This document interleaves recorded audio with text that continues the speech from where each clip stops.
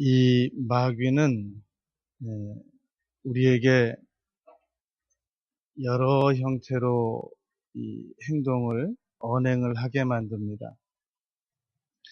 사람들은 자기가 화를 내면 내가 이것은 성격이 못돼서 화를 내는 것이다. 나는 원래 성품이 좀 나쁘다. 이렇게 생각들을 많이들 합니다. 맞습니다. 그 말도. 성품이 좋으면 왜 화를 내겠어요? 그런데 마귀는 우리가 지난주에 배운 대로 절묘한 타이밍을 활용하기 때문에 화 날 수밖에 없는 일이 딱 나타나면 즉시 행동 개시를 합니다. 그래서 그것을 가중시킨단 말입니다. 그래서 우리는 꼭 알아야 되는 것이 나는 원래 이 분노를 잘 내는 그런 스타일인가 봐. 그런 성품인가 봐. 거기까지만 생각하면 안 됩니다. 내가 분노의 영에 잡혀 있구나. 까지 생각을 할 줄 알아야 된단 말입니다.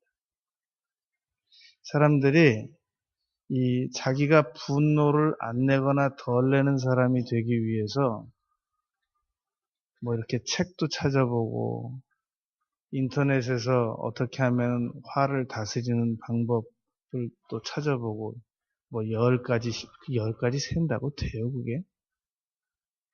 숨 막혀 죽지. 그러니까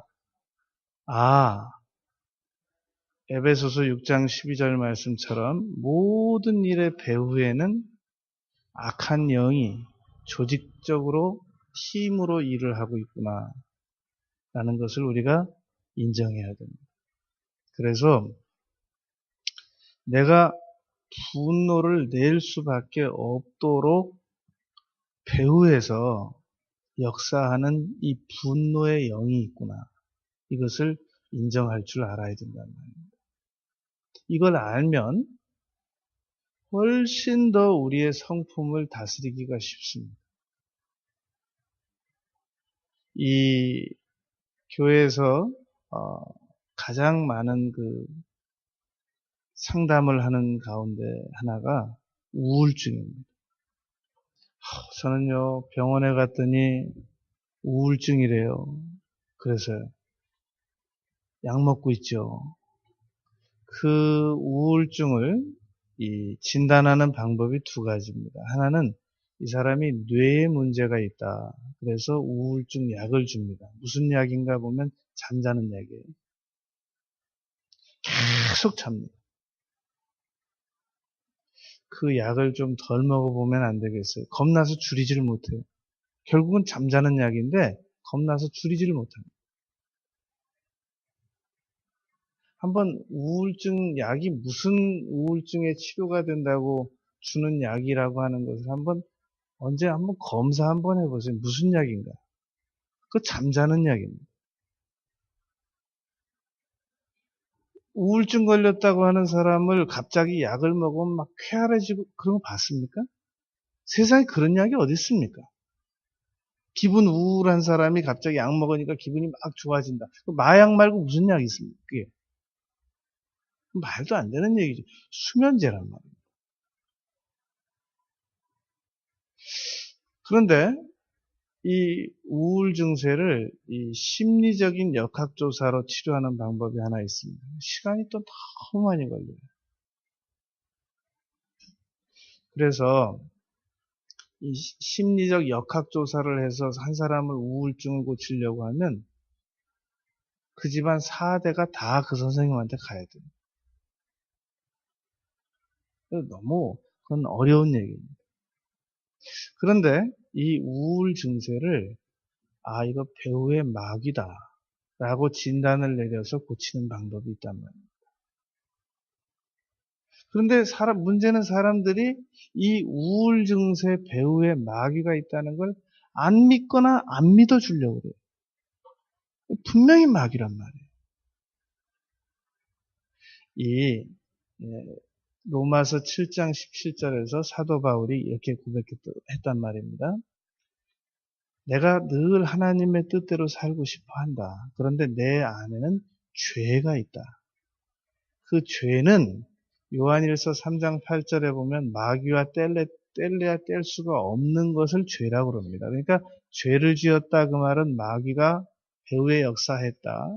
마귀가 배후에서 역사했다 그 말은 죄를 지었다 그 말인 겁니다. 그러니까 그리스도인들 안에 마귀가 역사할 수 있느냐? 얼마든지 역사할 수 있죠. 사도 바울이 자기 속에 죄가 있다고 고백했는데 어떻게 그리스도인들 안에 죄가 없냔 말입니다. 어떻게 마귀가 역사 안 하냔 말입니다. 그러니까 우울증 배후에 반드시 마귀가 있는 거 맞습니다. 어떤 사람은 정도 이상으로 두려워합니다. 이것도 두려워하고 저것도 두려워하고. 왜 그렇게 두려워하느냐고. 그러면 저는 원래 겁이 많거든요. 그런데 두려움의 영에 사로잡혔다라는 것도 인정할 줄 알아야 돼요. 어떤 사람은 사람을 너무 정도 이상껏 미워해요. 좀 그 정도 피해는 다 당하고 사는 건데 이 사람은 너무 지나치게 사람을 막 증오하는 수준이에요. 증오의 영에 잡혔다. 이것도 인정할 줄 알아요. 어떤 사람은 그거 좀 잊어버리고 살지. 그거 벌써 한 20년 전 일인데 그걸 그렇게 못 잊어버려. 난 못 잊어버려. 일을 부두둑부두둑 하라. 반드시 복수하고 해야 말 거야. 참 별난 사람이다. 복수심이 유달리 강한 사람인가 보다. 복수의 영에 잡혀 있다고 인정할 줄 알아요. 이 귀신들은 파트가 분명합니다. 술 귀신, 마약 귀신, 점치는 귀신, 폭력의 영, 거역의 영, 분명히 파트별로 아주 정확하게 일을 나누어서 합니다. 저는요, 그때 그 일만 생각하면 너무너무 부끄러워서 살 수가 없어요. 아무도 만날 수가 없어요. 설득력 있어요. 맞아요. 그 말 맞아요. 내가 들어가도 부끄러울 것 같아요. 그런데 그 일로 인하여 아무 일도 못해. 수치의 영에 잡힙니다. 이 마귀가 수하에 있는 귀신들을 공격한단 말이에요. 얘는 수치심이 워낙 분명히 타이밍, 그 기억이 있으니까 그 기억을 집중적으로 공격을 해라. 그래서 계속 수치스럽게 만들어서 아무데도 못 가게 만들어. 아무도 못 만나게 만들어. 그렇게 역사를 한단 말입니다. 마귀는 아무 근거도 없이는 공격을 안 한단 말이죠. 하나만 더 생각을 해보면 어떤 사람은 너무너무 거절당하는 걸 겁내요. 그래가지고 그 돌아가신 김근태 씨가 이 고문을 당했는데 이근한 경감으로부터 고문을 당했는데 어떻게 당했냐면 이 허벅지를 계속 맞았대요. 어느 정도로 맞았냐면 허벅지가 퉁퉁 불어가지고 그 바지 그 헐렁헐렁한 바지가 꽉 조여질 정도까지 맞았대요. 그래가지고 그 다음에 하는 고문이 볼펜 심으로 그 퉁퉁 부른 그 허벅지를 찌르는 거예요. 그리고 그 이근한 경감의 주특기가 관절 뽑기래요. 그래가지고 이 복숭아뼈 관절을 뽑아놓고는 지금 당장 그 발로 나에게 걸어오면 내가 너 풀어주지. 이렇게 조롱하고 그랬대요. 이 사람은 너무너무 거절당함의 상처를 많이 겪고 자란 사람은 이미 퉁퉁 부른 다리와 같이 고문당한 다리와 같아서 볼펜심으로 살짝만 터치를 해도 대굴대굴 구릅니다. 어려서부터 너무 거절을 많이 당하고 성장한 사람들은 누가 거절도 안 했어요. 근데도 거절하는 같은 이 제스처만 봐도 기겁을 합니다. 너무너무 고통스러워하고 힘들어한단 말이에요. 그래서 나는 어려서부터 거절당함의 상처를 워낙 많이 겪었기 때문에 그럴 거야. 이렇게 아플 거야. 라고까지만 생각을 하지 배후에 거절의 영이 나를 괴롭히고 있다라고까지는 생각을 안 한다. 이 지난 주간에 아는 목사님한테 카톡이 하나 왔어요. 010 몇 번으로 전화가 오면 받지 말라는 겁니다. 그 받으면 한 번에 1200불이 결제가 된대요.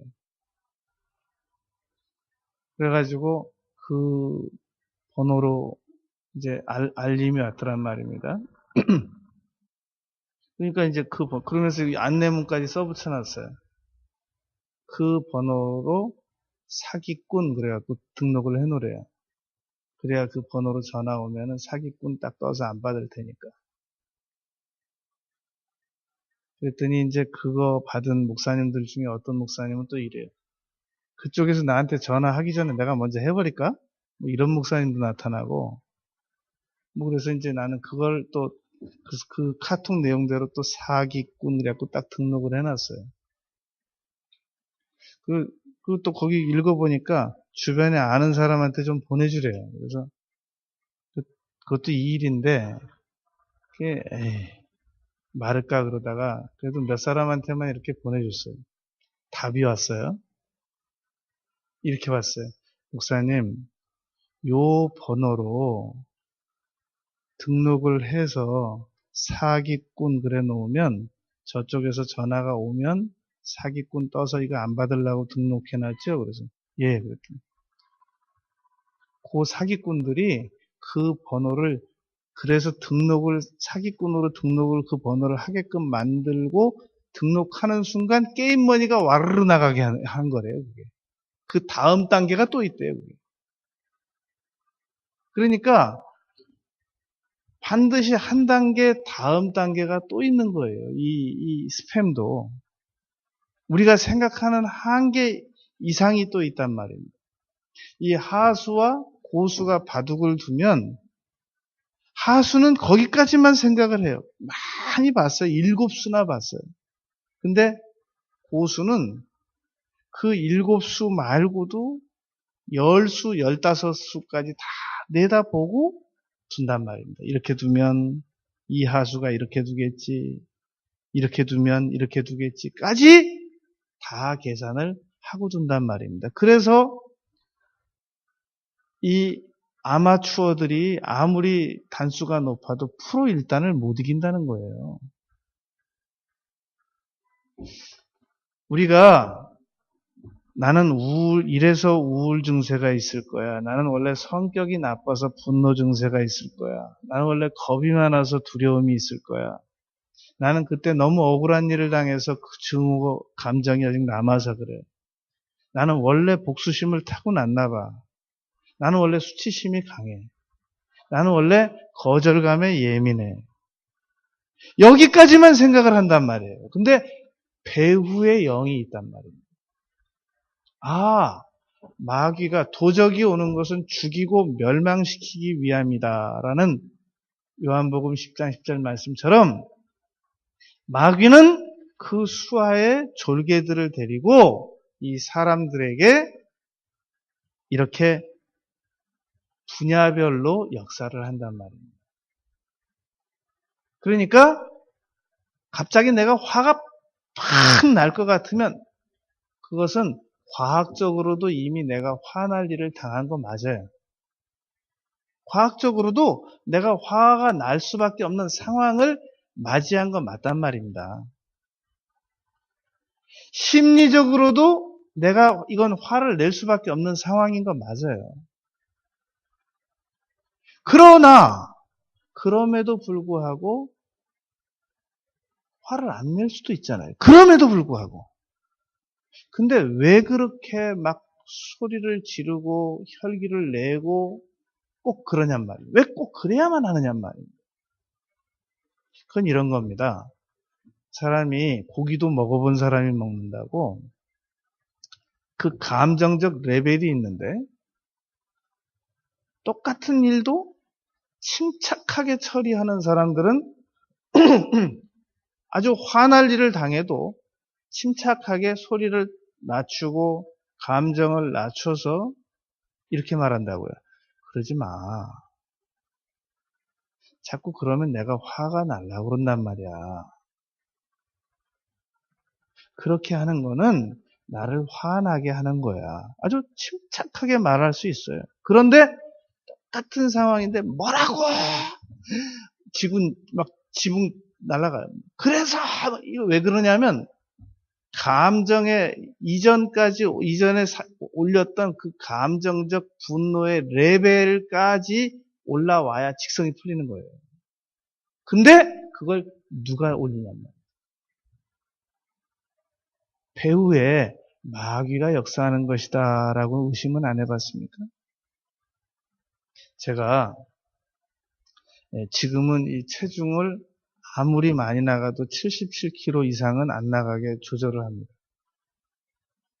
그런데 한때 열심히 무엇인가를 잘 먹을 때는 볶음밥 하나, 티본 스테이크 하나, 우동 하나, 그리고 같이 앉은 사람들 11조 다 받아가지고 다 먹고, 그리고 얼음 넣어서 콜라 한 잔. 그냥 얼마나 시원한지 몰라요. 그 콜라 한 잔 쫙 마시면. 그런데 가서 이제 커피도 또 마셔요. 그렇게 맛있어요. 근데 언젠가 그 후로 언젠가 기도원에 가서 10일 금식을 했어요. 금식을 딱 끝나고 나니까 커피가 마시기가 싫은 거예요. 아무 맛이 없어요. 그리고 콜라도 맛이 없는 거예요. 이게 무슨 재미로 이제 음료수를 마시나 그러고 사이다도 맛이 없는 거예요. 지금은 콜라도 안 마시고 사이다도 안 마시고 그냥 물로 만족해. 체질이 변해버린 거예요. 얼마든지 이 분노를 아주 극적으로 내던 사람들도 분노의 영을 쫓아버리잖아요. 그럼 화가 안 납니다. 다스려져요. 이 점을 치던 사람이 점치는 귀신을 쫓아버리잖아요. 사도행전 16장. 나사렛 예수 그리스도 이름으로 명하노니 그 딸에게서 나올지어다. 점이 안 쳐지는 거예요. 그래서 감옥 갔잖아요. 남의 점 잘 치는 여종 데려다가 귀신 쫓아가지고 점 못 치게 만들어놨다고. 아니 그 점은 원래 타고 나는 거 아니야? 그것도 귀신이었어? 성경은 마귀의 모든 정체를 폭로시키는 책입니다. 백과사전하고 달라요. 자, 이렇게 우리는 첫 번째로 귀신들이 배후에서 교묘하게 역사하면서 자신들의 정체를 숨기고 있는 증세를 살펴봤단 말입니다. 두 번째, 그래서 우리가 귀신을 쫓을 때는 먼저 진단부터 해야 됩니다. 먼저 정체 파악을 먼저 해야 된단 말입니다. 이상하다. 내가 이렇게 자꾸만 이렇게 화를 잘 내는 걸 보니까 혹시 귀신 아니야? 나는 이거 우리 엄마가 하는 거 따라낸 건데 나는 원래 내가 이 성품이 그런 줄 알았는데 이게 귀신이란 말이야? 정체 파악부터 해야 되는 겁니다. 진단부터. 치료는 올바른 진단이 지름길입니다. 첫 번째입니다. 감기 걸렸는데 능막약 먹으면 안 되잖아요. 귀 아픈데 눈 아픈 안약 넣어가지고는 안 되잖아요. 먼저 진단부터 바로 해야 됩니다. 그런데 진단하는 법이 있단 말입니다.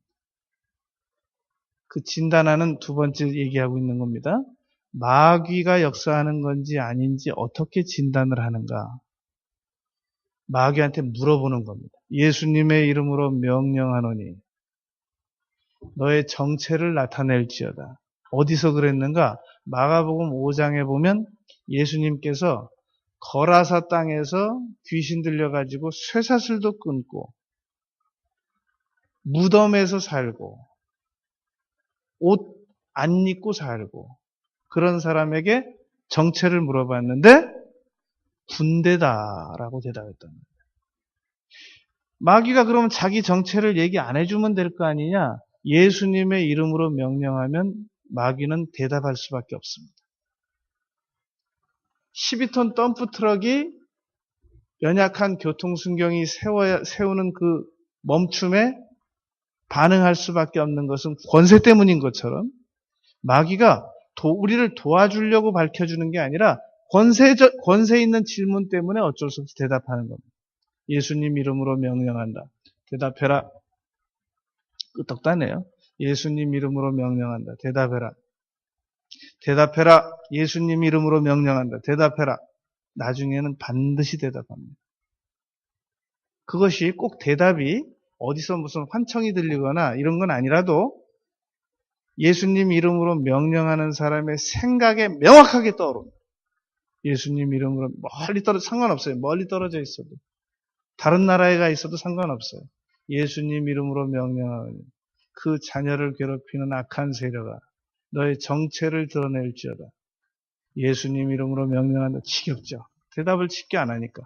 예수 이름으로 명령하노니 정체는 드러날지어다. 정체는 드러날지어다. 계속 30분 넘어서 1시간 이상 기도하면 그 사람이 왜 그런 일을 하고 있는지가 딱 떠오르네요. 그걸 보고 지식의 은사라고 해요.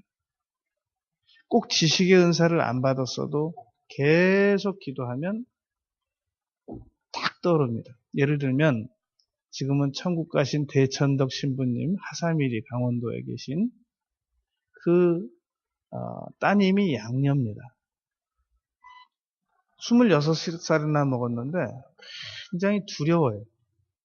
그러니까 그 하사미리 그 중보팀이 이렇게 모여가지고 그 대천덕 원장님이잖아요. 원장님 딸이 왜 이런가 기도를 시작한 겁니다.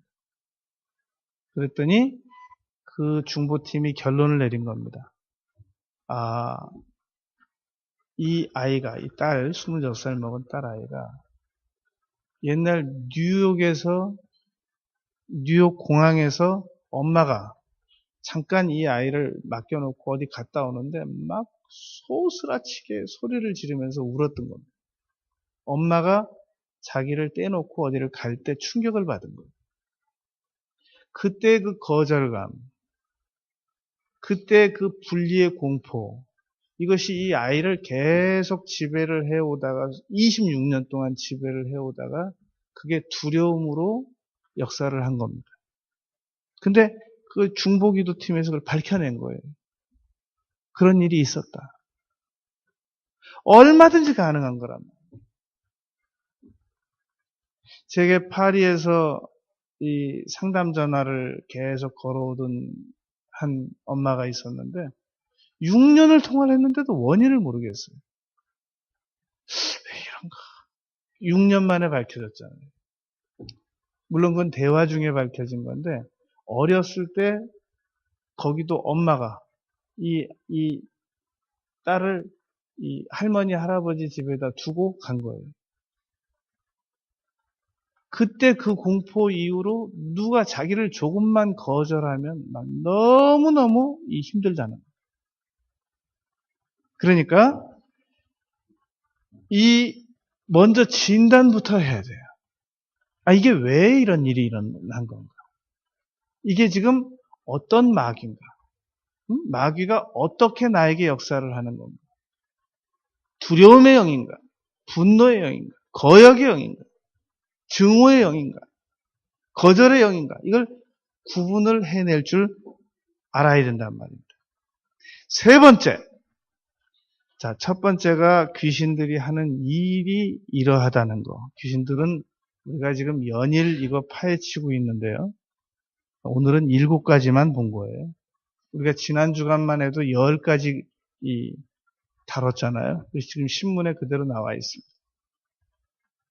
이 7가지인데 두 번째는 그러므로 이 귀신의 정체를 분명히 진단할 줄 알아야 된단 말이에요. 세 번째는 이미 이 귀신들이 내놓은 상처가 있단 말이에요. 예를 들어서 폭탄이 어딘가 지점에 떨어져서 폭발됐단 말이에요. 그러면 그 폭탄의 잔해 그것만 드러내면서 이놈이 그랬구만. 나쁜 놈. 그러면서 폭탄 이미 터져버린 폭탄만 끌어낸들 그게 무슨 의미가 있겠어요. 이미 그 주변은 다 파괴가 됐는데. 그러니까 그때는 제일 좋은 건 폭탄이 안 날라오게 패트리어트로 쏴서 맞추든지 폭탄이 안 날라오게 하는 게 제일 좋은 거죠. 근데 이미 날라와서 터졌어요. 그때는 다른 방법이 없어요. 폭탄의 잔해 꺼내고 다시 복구를 하는 수밖에 없는 거란 말입니다. 이미 상처가 났어요. 그럼 부지런히 후시딘 발라야 되는 거예요. 이미 위가 고장이 났어요. 부지런히 약을 먹어야 돼요. 이미 그 폐허가 된 상황, 상처가 입어진 상황에 대해서는 의학적 치료를 같이 하고 거기서 잔해를 끄집어내고 더 중요한 거, 재공격을 못하게 만들어야 된다는 말입니다. 그래서 세 번째가 이 상처를 치료하는 겁니다. 이 폭탄이 날라오면 폭탄이 우리의 심리로 날라오면 그게 트라우마가 됩니다. 마귀가 던진 폭탄이 우리의 신체로 날라오면 그게 신체적 공격이 된답니다. 이 신체적 공격으로 왔다. 그러면 빨리 약을 먹고 그리고 그 신체가 다 나을 때까지 치료를 하면서 다시 재공격이 안 이루어지도록 노력해야 된단 말입니다. 심리적 트라우마는 우리는 이 심리적 트라우마를 우리가 성장해서만 받는다고 생각하잖아요. 절대 그렇지 않다는 겁니다. 이미 아기가 태중에 있을 때부터 모든 정신적 트라우마를 다 받습니다. 그래서 아기가 태중에 있는 사람들에게는 절대 기분 나쁘게 안 하는 거예요. 싫은 얘기를 안 하는 겁니다. 그래서 아기 엄마들은 무서운 것도 보지 말라. 이 안 좋은 그림도 보지 말라. 그러잖아요? 이 아기들이, 우리 아기를 가진 사람들이 지금 참 몰라서 그러는데, 그 선배들 말을 들으세요. 아기가 태중에 있을 때, 이 아기 엄마가 막 자기 말하고 싶은 대로 다 하고, 화내고 싶은 대로 다 내고, 막 나쁜 말 다 듣잖아요. 아기가 그대로 동영상 촬영을 해놔요. 그대로! 이미 태중에 있을 때부터 다 듣고 입력을 해서 그대로 트라우마로 저장이 된단 말이에요. 그리고 이것을 성장하면서 그대로 나타내요. 막 사납고 폭력적이고 얘가 왜 이럴까? 태중에서부터 교육을 받았으니 그런단 말이에요. 그래서 이 아기가 딱 태어났어요. 그러면 애들이 말을 못해도 지금 우리 아기들은 우리 집에 돌아다니면서 막 장난감 가지고 놀고 뭐 이런 것만 생각하죠. 예쁜 것만 생각하잖아요. 아이가 눈 딱 뜨면 동영상 촬영이 시작되는 거예요. 그 집안에 있는 모든 분위기가. 아기가 듣는 모든 말이 다 이 녹음이 되고 있는 거예요. 이 아이들이 나중에 20살 되고 30살 되고 50살 되고 60살 돼서까지도 그 영향을 그대로 받으면서 살아간단 말입니다. 그러니까 환경이라는 게 얼마나 중요하겠어요. 사람이 나 혼자 살아도 나쁜 말 안 하는 건데 무릇 악한 말은 입 밖에 내지도 말라고 그랬잖아요. 스타크래프트라든지 나쁜 게임 같은 거 흉측한 거 그런 거 안 봐야 되는 거잖아요. 나쁜 영화 그런 건 화면 바꾸기를 즉시 안 봐야 되잖아요. 무서운 생각 안 하는 거죠. 좋은 책만 보고 우리가 성경책 보고 좋은 음악만 듣고 찬송가 듣고 락 음악 듣지 말고 헤비메탈 듣지 말고 찬송가 듣고 계속 좋은 환경을 만들어줘야 되잖아요. 하다못해 젖소도 클래식을 틀어놓으니까 젖이 더 잘 나온다고 그랬잖아요. 우리 다 아는 얘기예요, 이거. 근데 왜 그렇게 실천을 못하냔 말이죠. 자, 그래서 상처를 치료를 해야 돼요. 근데 어떻게 상처를 치료하느냐 말이에요. 네 번째. 자, 이 상처 치료하는 방법. 어떻게 치료를 하느냐. 내가 상처를 언제 받았는지를 찾아봐야 돼요. 마가복음 9장. 언제부터 이렇게 되었느냐. 어릴 때부터니이다. 라고 간질병 걸리고 그 물불 안 가리는 그 아이 부모가 이야기했잖아요. 그러면 주로 우리가 언제부터 상처받았을 것 같아요? 볼 것도 없어요. 태중에서부터 받은 거예요. 제가 우리 어머니가 저를 세상에 태어나지 않게 하려고 한의원에 가서 이 침도 맞고, 우리 어머니 뱃속에서 한 바퀴 돌더래요. 그리고 나중에 이 한약방에서 그 준 약을 이렇게 밖에 옛날에는 하독 있었잖아요. 연탄 2장으로 해갖고 이렇게 밖에서 불 이렇게 끓이는 거. 거기다가 약을 이제 그 약 먹으면 난 세상에 못 태어나는 거예요. 근데 어머니가 그 약을 올려놓고 한약방에서 배 중압 맞고 내가 배에서 한 바퀴 돌더래요. 이 약 먹으면 이제 얘는 세상에 못 태어난다고. 그래가지고 그 한약을 다려놓고 안에 들어가서 주무시는 사이에 소나기가 온 거예요. 그래가지고 그게 불도 다 꺼지고 한약도 다 막 이 빗물에 섞이고. 그 아버님한테 그 말씀을 드렸더니 그러면 나차고. 그래 태어났대요. 그 음력 3월 30일 날 태어났어요. 강남에서 제비 온 날. 그런데 불안해요. 1초 앞이 불안해요. 난 왜 이렇게 불안한가? 난 왜 이렇게 무섭지? 청년 때 오살리 기도원에 가서 기도굴에 가서 기도를 시작했어요. 하나님, 저는 왜 이렇게 두려운가요? 역추적을 해봤어요. 그때 25살 때인데 역추적을 기도를 해봤어요. 24살, 23살, 22살, 25년을 쭉 역추적을 해봤더니 태중에서 바들바들 떨고 있는 아이가 하나 있더라고요. 저예요, 저. 왜냐하면 엄마가 계속 나를 죽인다고 그래가지고 그 태중에서 막 그 공포에 질려가지고 내가 있는 거예요. 근데 그때는 누구한테 이걸 안 배웠어요. 그런데 갑자기 내가 무슨 기도를 했느냐면 예수님! 지금 오셔서 저를 치료해 주세요. 그 기도 후에 깨끗이 치료를 받은 거예요. 전혀 두렵지가 않아요. 그때부터는. 치료받는 방법. 네 번째, 예수님을 초청하라. 상처받은 그 자리에서 예수님을 초청하라. 그래서 이 아이가 언제 이렇게 됐습니까? 몰라요. 그러면 우리가 이제 그걸 찾아내야 되겠죠. 진단부터 해야 되니까. 그래서 찾아내는 거예요. 언제부터를 오래 기도하면 느낌이 맞아요. 주로 어떤 때 충격을 받았겠구나. 예수님의 이름으로만 명령한다고 치료가 다 되는 건 아니고 예수님을 초청하는 것도 방법이란 말입니다. 그래서 상처를 먼저 발견을 해서 이 아이가 언제 충격을 받은 적이 있었나요? 6살 때 충격받은 적이 있었습니다. 아, 그렇군요. 그때로 가세요. 예수님, 충격받는 그 상황에서 저를 봐주세요.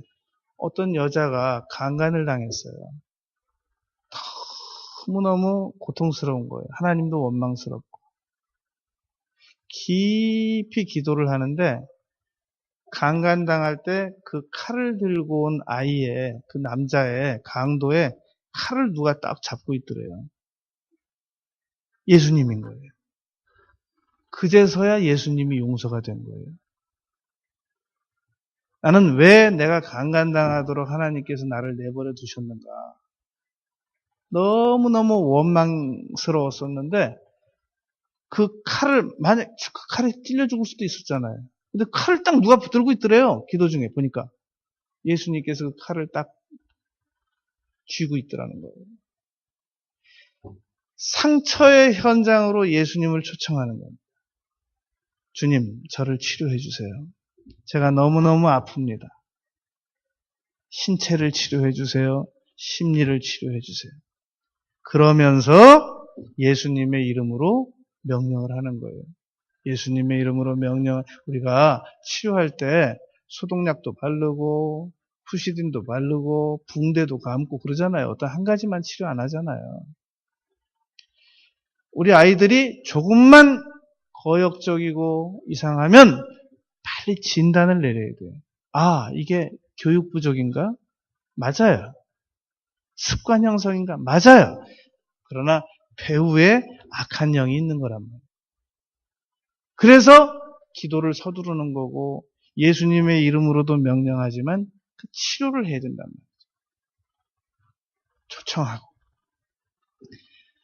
끝으로 오늘 본문입니다. 누가복음 11장 24절, 25절, 26절. 더러운 귀신이 사람에게 나갔을 때에 나가요. 이렇게 치료하고 예수님으로 쫓으면 반드시 나간단 말입니다. 물 없는 곳으로 다니며 이 물이 마귀가 영인데 무슨 물이겠어요. 물을 싫어하겠어요. 우린 이것을 말씀으로 해석합니다. 자기의 정체가 드러나지 않을 수 있는 그런 말씀 없는 곳으로 다니다가 왜냐하면 마귀는 예수님 이름으로 명령하고 자신의 정체를 드러내고 그러면 너무 힘들어해요. 쉬기를 구하되 얻지 못하고 이에 이르되 내가 나온 내 집으로 돌아가리라. 마귀는 우리도 세상이 다 김사카 씨처럼 다 세상이 다 우리가 거할 수 있는 환경이지만 집을 만들어서 그 안에서 이불도 덮고 쉬고 그러잖아요. 마귀도 집이 필요해요. 근데 이게 사람이에요. 거라사 귀신을 쫓으니까 돼지에게로 들어가게 해달라고 그랬잖아요. 귀신들은 신경계통을 좋아한단 말이에요. 사람의 신경. 그래서 이 안수받고 제일 빨리 낫는 병이 신경에 있는 병이에요. 어디 부러지거나 막 부스럼 나거나 이런 것들은 낫는데 복구가 한참 걸리는데 신경은 쫓으면 바로 나가버려요. 통증이 바로 사라진단 말이에요. 내 집으로 돌아가리라. 이전에 나왔던 마귀는 반드시 있다가 나온 집으로 다시 돌아갑니다. 그래서 귀신은 쫓아도 반드시 다시 돌아온다는 것을 알아야 된단 말이에요. 가서 보니 그 집이 청소되고 수리되었거늘 예수 이름으로 쫓아냈으니까 이제 난 귀신도 나갔고 너무너무 좋아요. 해피해요. 그런데 26절 저보다 악한 귀신 7을 데리고 이 고스트라는 영화 봤죠? 그 고스트가 성경적으로 맞지 않는 영화예요. 그런데 귀신들 중에는 이 떠돌아다니는 귀신들이 있단 말입니다. 이 디스커버리를 보면 사자들이 어떻게 무리짓는 방법을 유의하여 볼 필요가 있습니다. 사자가 2마리의 순놈에 의하여 이 많은 암놈들이 다 임신을 해가지고 새끼들을 양육을 받습니다. 그럼 이제 그게 한 20마리, 30마리가 돼요. 그러다가 이 순놈 사자 2마리가 연로해지면 반드시 젊은 숫사자 2마리가 딱 나타나요. 그래서 결투를 신청해요. 그러면 이 연로한 2마리의 숫사자가 그 젊은 숫사자들한테 거의 집니다. 그러면 부상당해가지고 처자를 다 두고 홀로 떠나요. 그럼 이제 그때부터는 그 숫사자, 젊은 숫사자 2마리가 그 사자 무리를 지배하기 시작해요. 제일 먼저 하는 일이 뭐냐? 연로한 2마리의 숫사자가에 의하여 태어난 새끼 사자들을 전부 다니면서 죽입니다. 왜냐하면 그 새끼, 먼저 숫사자 2마리에 의하여 태어난 이 새끼들을 죽여야 이 암놈 사자들이 교미에 응하기 때문에, 또 다른 출산을 하기 위해서 젊은 숫사자들을 받아들이기 때문에 죽이러 다닌단 말입니다. 암사자들이 알아요. 그래서 그 새끼 사자들을 데리고 피신을 다닙니다.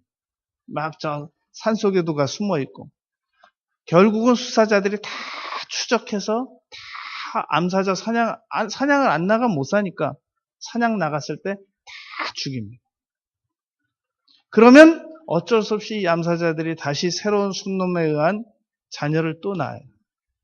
그럼 이제 그때부터 이제 통치가 시작이 돼요. 반드시 이 마귀가 그 떠돌아다니는 숫사자가 어딘가 다시 가서 이 기존 이 연로한 숫사자들을 몰아내고 있는 것처럼 마귀도 반드시 돌아다니면서 이전에 나왔던 집을 주로 자주 간단 말이에요. 근데 딱 갔더니 어이구 뭐 예수 이름으로 막 기도하고 찬양 드리고 하루에 1시간씩 기도하고 주일 잘 지키고 가자. 저 집은 못 들어가겠다. 근데 갔더니 귀신 쫓아내고 자고 있고 만화나 보고 있고 영화나 보고 있고 죄나 잔뜩 짓고 있고 들어가자. 떼거리로 다시 들어간단 말입니다. 그래서 26절 그 사람의 나중 형편이 전보다 더 심하게 되느니라. 그래서 에베소서 5장 16절에서 사도 바울이 말한 거예요. 오직 성령의 충만함을 받아라. 성령의 충만함을 받아서 마귀가 더 이상 공격을 못하도록 막으면 다시 공격 못 들어온단 말이에요. 그러나 기도도 쉬고 주일도 쉬고 신앙생활도 나태하고 날마다 짜증낼 일밖에 없고 화낼 일밖에 없고 막 분노가 성품이 날로 망가져요. 그래서 신앙생활이 제대로 안 되면 결국은 마귀 밥이다라는 거예요. 오늘 우린 5가지를 다루었습니다. 첫째, 귀신들이 하는 일들. 내가 성품이 나빠서 이루어지는 일 같았는데, 내가 성품이 나쁜 것도 맞지만 이미 많이 망가졌기 때문에 맞아요. 그런데 얘네들이 배후에 더 많은 공격을 하고 있었구나. 두 번째, 그러므로 내가 지금 어떤 귀신들에게 공격을 당하고 있는지 진단을 잘 해야 돼. 얘네들이 지금 나를 기도만 중단시키고 있는 건지, 나의 이 어떤 부분을 집중적으로 나에게 공격하고 있는 건지. 세 번째는 그래서 상처 치유를 이루어내야 돼요. 이미 몸이 망가졌는지, 내가 이미 일부, 아니면 심리만 망가졌는지, 아니면 몸과 신체와 심리가 같이 망가졌는지. 네 번째 치료 방법으로 그 상처를 심리적인 충격을 받았던 때도 찾아내고 예수님을 초청하고 예수님의 이름으로 명령하고 치료를 받는 겁니다. 5번째, 재발을 방지하는 겁니다. 어떤 병이든지 재발을 방지해야 되잖아요. 마귀가 얘네들이 나를 다시 찾아오겠고 다시 공격하겠고.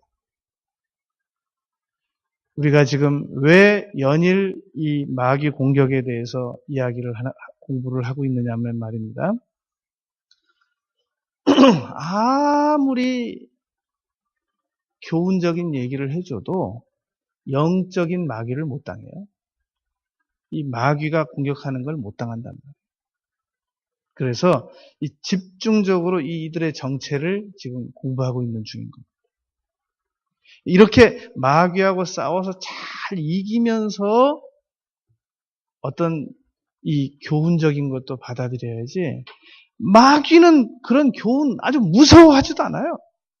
그래, 얼마든지 공부해, 얼마든지. 그럼 성경 공부도 많이 해. 대신에 우리 밥만 돼.